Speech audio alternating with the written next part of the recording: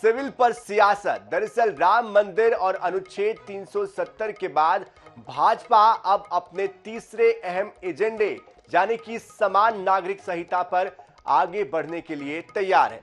मध्य प्रदेश की राजधानी भोपाल से पीएम मोदी ने मंगलवार को कॉमन सिविल कोड को लेकर इसकी जोरदार पैरवी की और इससे विपक्षी दलों के साथ ही मुस्लिम संगठनों में भी इस बात को लेकर अब खलबली मची हुई है।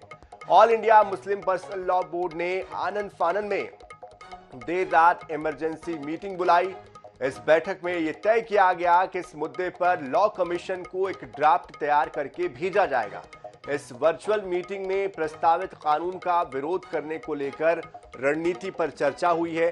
वर्चुअल मीटिंग में all India Muslim personal law board के अध्यक्ष सैफुल्लाह रहमानी, मौलाना खालिद राशिद, फिरंगी महली और इसके अलावा AIMPLB के कई सदस्य और वकील शामिल हुए। यानी कि तमाम जो मुस्लिम समुदाय के बड़े धर्म गुरु हैं या उनकी संस्थाओं संगठनों के जो बड़े लोग हैं वो इस बैठक में शामिल हुए।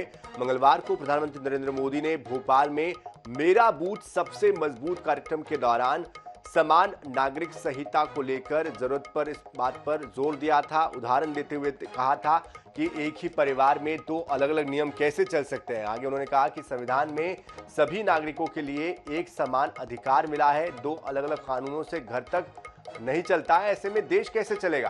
पीएम मोदी ने यह भी कहा कि आजकल समान नागरिक संहिता पर लोगों को भड़काने का काम भी हो रहा है।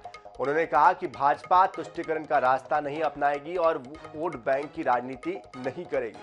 उन्होंने आरोप लगाया कि विपक्ष समान नागरिक संहिता के मुद्दे पर मुस्लिम समुदाय को गुमराह करके भड़का रहा है।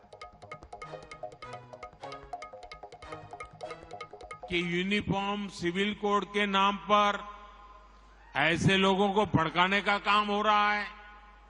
आप मुझे बताइए, एक घर में परिवार के एक सदस्य के लिए एक कानून हो, परिवार के दूसरे सदस्य के लिए दूसरा कानून हो, तो क्या वो घर चल पाएगा? क्या कभी भी चल पाएगा क्या? फिर ऐसी दोहरी व्यवस्था से देश कैसे चल पाएगा? हमें याद रखना है कि भारत के संविधान में भी नागरिकों के समान अधिकार की बात कही गई है। साथियों, ये लोग हम पर आरोप लगाते हैं, लेकिन सच ये है कि यही लोग मुसलमान करते हैं।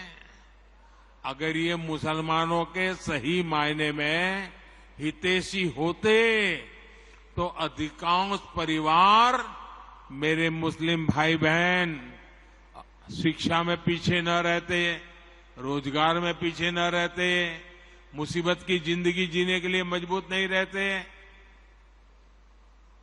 और सुप्रीम कोर्ट ने बार बार कहा है, सुप्रीम कोर्ट डंडा मारती है, कह रही है कॉमन सिविल कोड लाओ।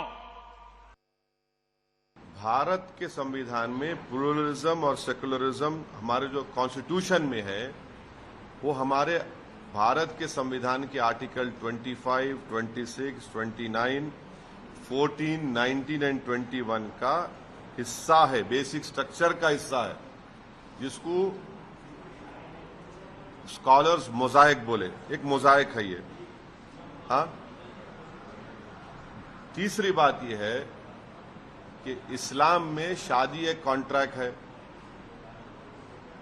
हिंदुइज्म में जन्म जन्म का साथ है, क्रिश्चियनिटी में आई डू बोलते। अब आप क्या इसको सबको मिला लेंगे क्या? चौथी बात यह है कि भारत के प्रधानमंत्री भारत की डाइवर्सिटी को, प्लूरलिज्म को एक प्रॉब्लम समझते, इसीलिए इस तरह की बातें करते रहते। उन्होंने क्या बोलते? One nation, one election, one tax, one law, one culture, one religion, one identity, और अब तो वन फर्टिलाइजर भी बोल रहे हो। ये उनका बहुत बड़ा प्रॉब्लम है। इसीलिए बोल रहा हूं, आर्टिकल 29 भारत के प्रधानमंत्री को समझ में नहीं आता।